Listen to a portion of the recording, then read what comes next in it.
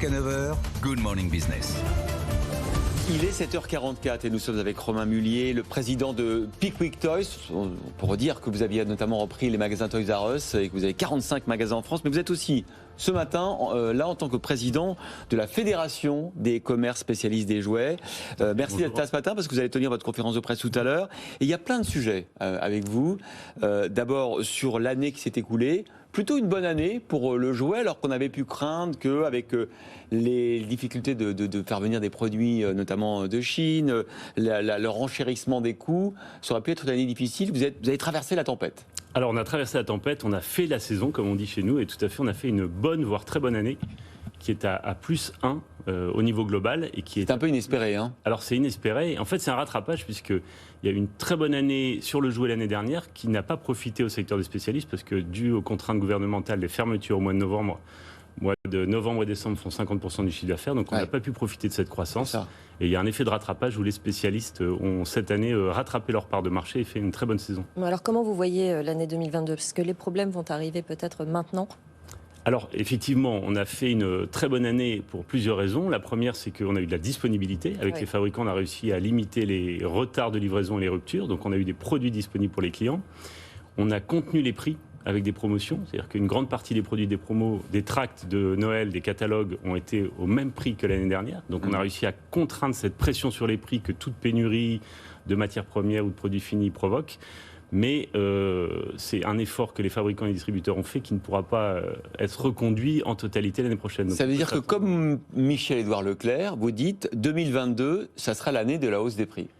Ça sera l'année où on ne pourra pas se reposer uniquement sur les distributeurs pour absorber sur leur marge la hausse des prix, tout à fait. C'est-à-dire que là, vous êtes en train de négocier les approvisionnements de l'an prochain, les prix, et vous dites à un moment donné, il va bien falloir qu'on répercute ces hausses de prix dans le prix de vente. Voilà, tout le travail qu'on a fait en amont pour changer les lignes de produits, les sélections, pour proposer quelque chose au consommateur en préservant son pouvoir d'achat, à un moment, ça a des limites, et les pénuries sur le transport, sur les matières premières, elles vont devoir se répercuter quelque part. De combien, selon vous, en moyenne, on va augmenter les prix des jouets en 2022 ? Alors aujourd'hui, on va commencer les négociations avec les fabricants, mais on a déjà des hausses de prix annoncées de plusieurs points de pourcent, ou qui s'approchent même de 10%. 10%. Rien que le fret a été multiplié par 10, c'est ce que vous nous disiez. Alors le coût du fret a été multiplié par 10, donc il y a un problème de coût et un problème de disponibilité. Donc comme on l'avait dit à la fin de la saison dernière, il y a des produits auxquels on a dû renoncer parce qu'ils ne pouvaient plus payer leur transport.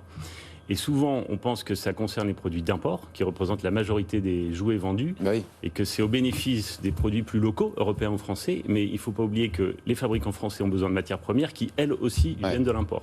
Donc le problème du coût du fret et de la disponibilité touche aussi la fabrication française. Comment se débrouillent, par exemple, les Américains en matière de jouets ? Est-ce qu'ils sont moins naïfs que nous ? Est-ce qu'ils protègent mieux leurs vendeurs de jouets ? Alors sur la partie fret, vous avez aussi les routes maritimes. Et donc il y a les arbitrages qui sont faits par les grands armateurs sur des routes plus rentables et donc qui donnent plus de capacité et donc une pression moins forte sur les prix pour approvisionner par exemple les États-Unis, côte est ou côte ouest. Après au niveau des fabricants, le travail qui est fait par la France, on a encore 70 concepteurs ou fabricants français. Donc je pense qu'on a un terroir très riche et qu'il faut aider justement. C'est 14% à peu près, j'ai vu, des jouets vendus. Hein. Oui, c'est en croissance parce que c'est le troisième raison pour laquelle nous avons fait une bonne saison, c'est que les spécialistes, nous sommes des sélectionneurs. Hein, on ne dit pas on met tout, on choisit les produits qu'on met. Donc on met des produits qui répondent aux attentes des consommateurs. Et parmi ces attentes, il y a la réparabilité, il y a la durabilité et il y a l'origine. Et donc, on répond à une vraie attente de la consommation qui augmente, qui est les fabricants français. Les fabricants français, aujourd'hui, ont un sujet d'augmenter leur production. Vous avez besoin d'aide de l'État pour justement améliorer cette situation dans les mois qui viennent? Alors, on a besoin de l'aide de l'État principalement donc, sur cette capacité d'importation pour les matières premières, pour pouvoir offrir encore plus de jouets français, encore plus de quantité. Il y a un sujet d'industrialisation. Nous avons des fabricants qui n'ont pas pu augmenter leur production. Peut-être qu'il faut aussi les aider et lutter contre les pratiques de dumping de certains pays aussi. Hein.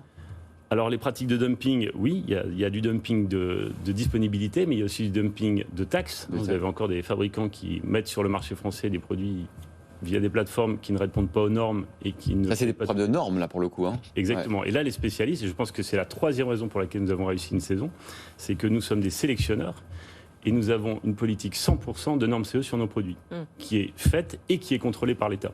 Donc vous avez aussi une attente forte des consommateurs sur la sécurité des enfants, d'avoir des produits qui répondent aux normes, que ce soit dans les magasins physiques ou sur les sites internet des spécialistes.